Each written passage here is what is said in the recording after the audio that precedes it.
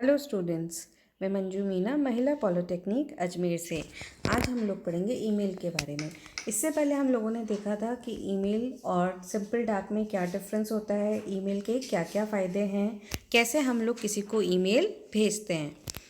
आज हम लोग देखेंगे कि वेब बेस्ड ईमेल क्या होता है। वेब आधारित ईमेल ईमेल संचार की ये सबसे आधुनिक प्रणाली है। मतलब ईमेल जो है हमारे कम्युनिकेशन में सबसे एडवांस फैसिलिटी है।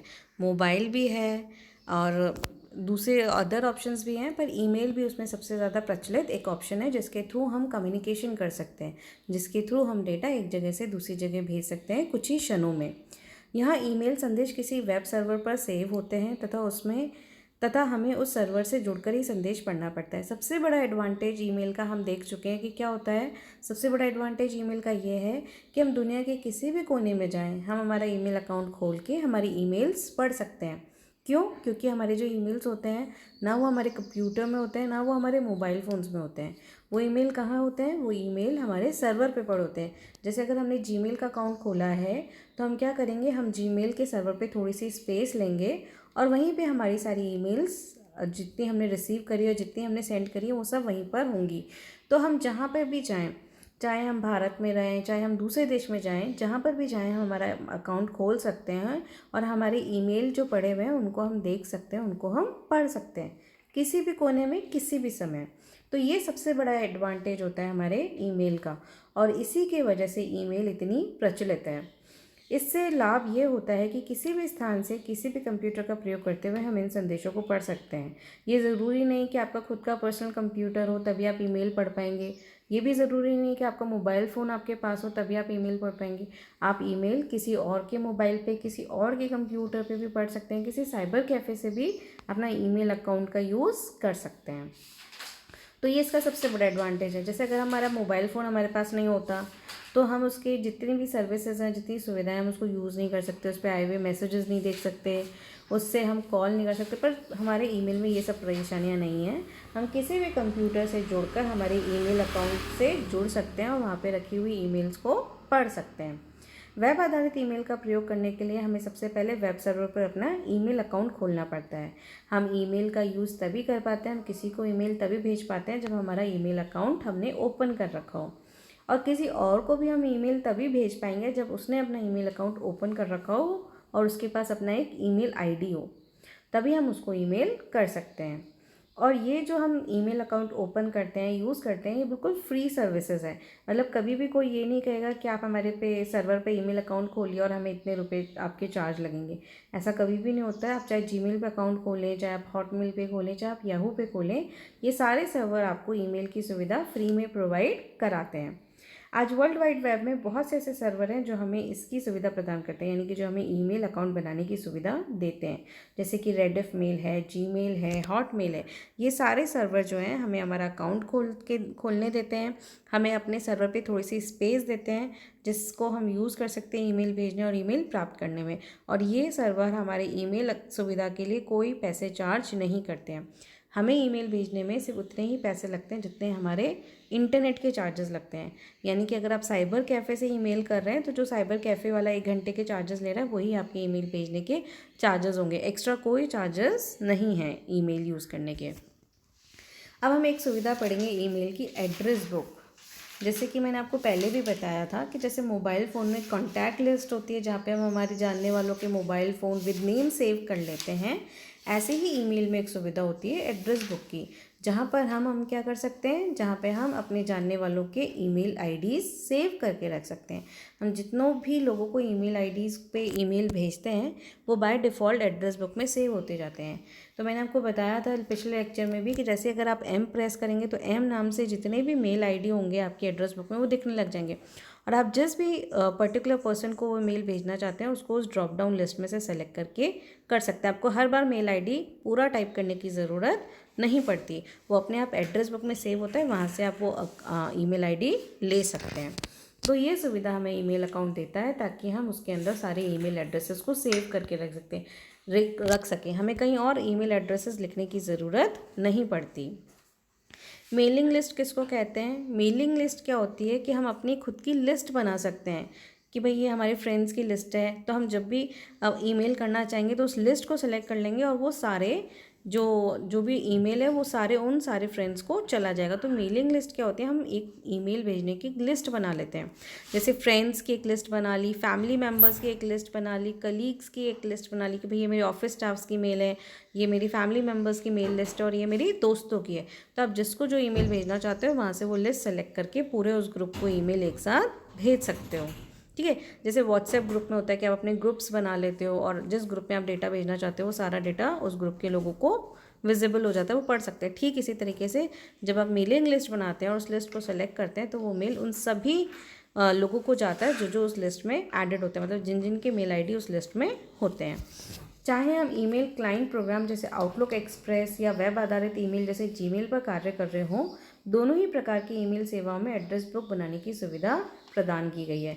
यानी कि चाहे हम क्या कर रहे हो, चाहे हम आउटलुक यूज़ कर रहे हो, आउटलुक एक्सप्रेस, या चाहे हम जीमेल डायरेक्ट यूज़ कर रहे हो, दोनों में ही हमें एड्रेस बुक बनाने की फैसिलिटी अवेलेबल है। मतलब दोनों में हम एड्रेस बुक बना सकते हैं। एड्रेस बुक एक ऐसी फाइल को कहा जाता है जिसमें हम अपने सारे संपर्क यानी कि कॉन्टैक्ट्स के ईमेल एड्रेसेस सेव करके रख सकते हैं।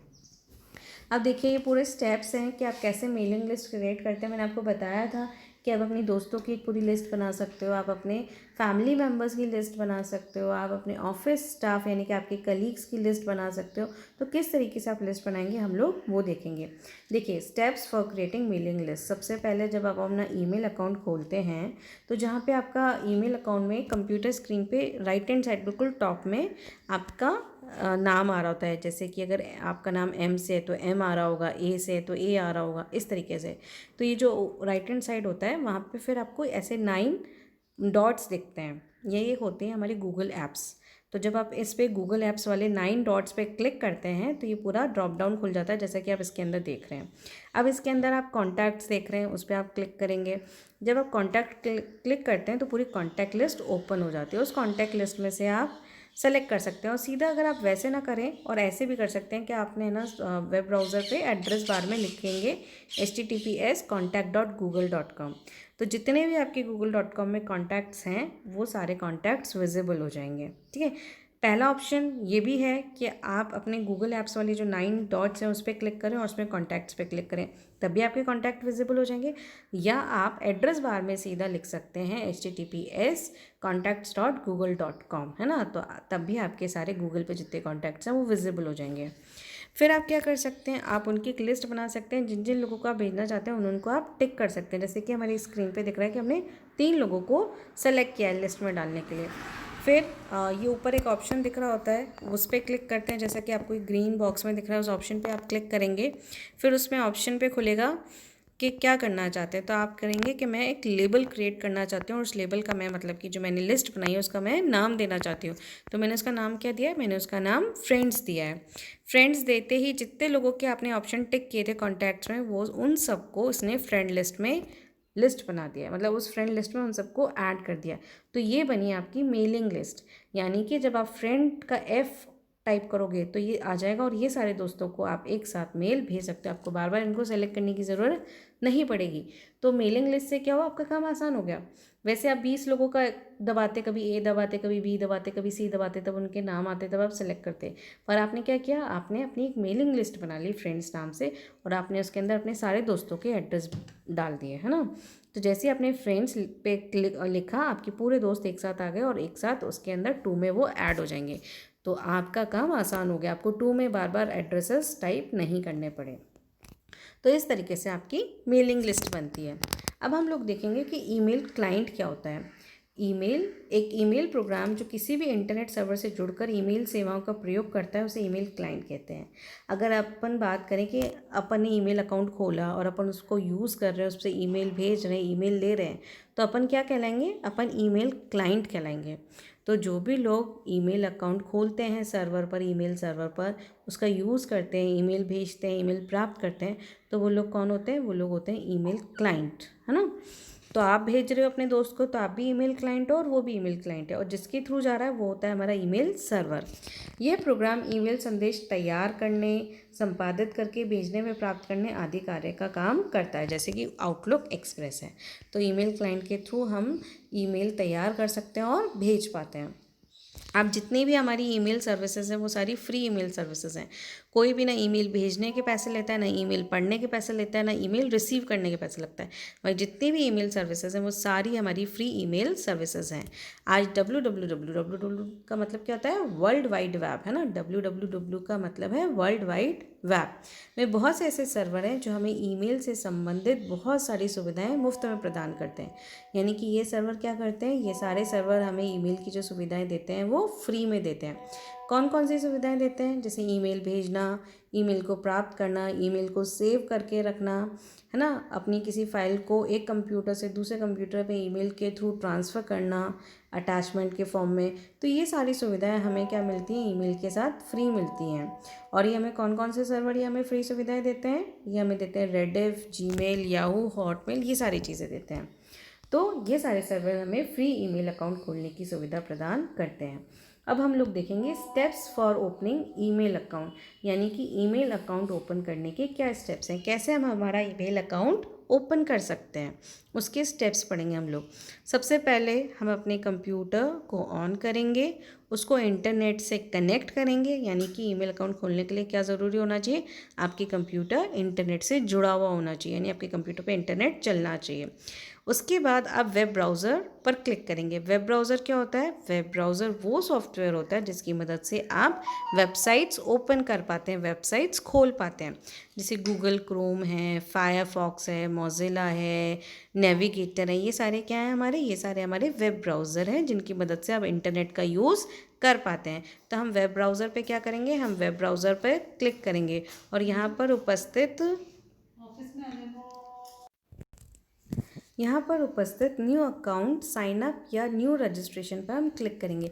तो सबसे पहले हम क्या करेंगे? हमारे कंप्यूटर को ऑन करेंगे, उसे इंटरनेट से कनेक्ट करेंगे, फिर वेब ब्राउज़र पर क्लिक करेंगे।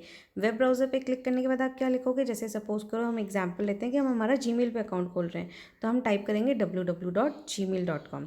और जैसे ही आप टाइप करेंगे एक स्क्रीन विजिबल होगी जिसमें वो पूछेगा ID, पासवर्ड या क्रिएट न्यू अकाउंट।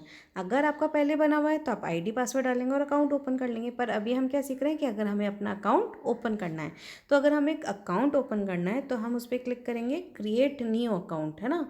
जैसे हम उस पर क्लिक करेंगे हमारा क्या होगा कि नया अकाउंट ओपन करने का ऑप्शन मिल जाएगा। और वैसे आप ये देखिए ये स्क्रीन खुलेगी, है ना। जैसे आप जीमेल लिखेंगे ये स्क्रीन ओपन होगी और यहाँ पे जहाँ पे आप दिख रहा है ना ईमेल और फ़ोन, वहाँ पे आप अपना ईमेल ID टाइप करते हैं, नेक्स्ट पे क्लिक करते हैं।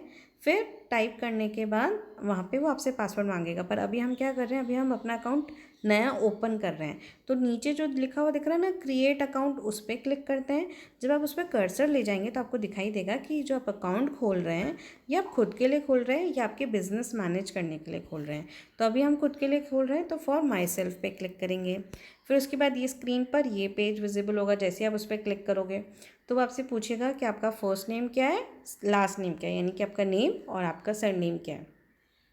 फिर वो आपसे पूछेगा कि आप जीमेल अकाउंट जो खोलना चाहते हैं उसका आप ID क्या रखते हैं। अगर हम उसका ID सपोज़ करो लिखते हैं ABC, तो जैसे आप लिखोगे ABC तो ये आपको बताएगा कि वो ID अवेलेबल है या नहीं है।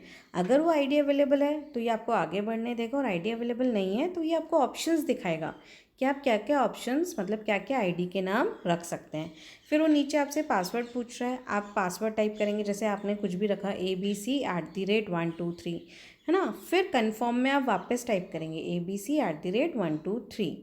और ये जो आपको आई का साइन दिख रहा है, अगर आप इस पर क्लिक करते हैं तो आपको पासवर्ड विजिबल होने लग जाएगा कि आपको दिख जाएगा कि जो आप दोनों ऑप्शन में लिख रहे हो वो पासवर्ड सेम है या नहीं है। फिर आप नेक्स्ट पे क्लिक करेंगे, ठीक है। जैसे ही नेक्स्ट पे क्लिक करते हैं वो आपसे आपका मोबाइल नंबर पूछता है। ये ऑप्शनल फैसिलिटी है ना, कि आप अपना मोबाइल नंबर देना चाहते हैं, कि आप यहाँ पे अपना मोबाइल नंबर लिख देंगे। आपका कभी मेल ID आप भूल जाएं तो यहाँ पे जो रिकवरी मेल एड्रेस दे रखा है ना, इससे आप उसको रिकवर कर सकते हैं ID पासवर्ड को। यहाँ पे आपकी डेट ऑफ बर्थ पूछ रहा है कि आपकी डेट ऑफ बर्थ जैसे सपोज़ करो 12 जनवरी है तो यहाँ डे में 12, मंथ में जनवरी और ईयर में जैसे कुछ भी है 2021, जिस भी साल में आप पैदा हुए हैं। जेंडर में आप सेलेक्ट करेंगे कि आप फीमेल हैं मेल हैं, फिर नेक्स्ट पे क्लिक करेंगे। फिर यहाँ पे वो आपसे बोल रहा है कि क्या आप इन सारी टर्म्स एंड कंडीशन के लिए एग्री हैं, तो आप एग्री पर क्लिक करेंगे। और जैसे आप एग्री पे क्लिक करेंगे आपका ईमेल अकाउंट खुल जाएगा और आपकी स्क्रीन पर ये चीज़ विजिबल हो जाएगी। ये हमारा ईमेल अकाउंट खुल गया है और ये हमारा इनबॉक्स विजिबल हो रहा है। ठीक है, तो ये सारी तरीके से करके हम हमारा ईमेल अकाउंट खोल सकते हैं। ये उसके स्टेप्स हैं, एक बार हम इसको देख लेते हैं।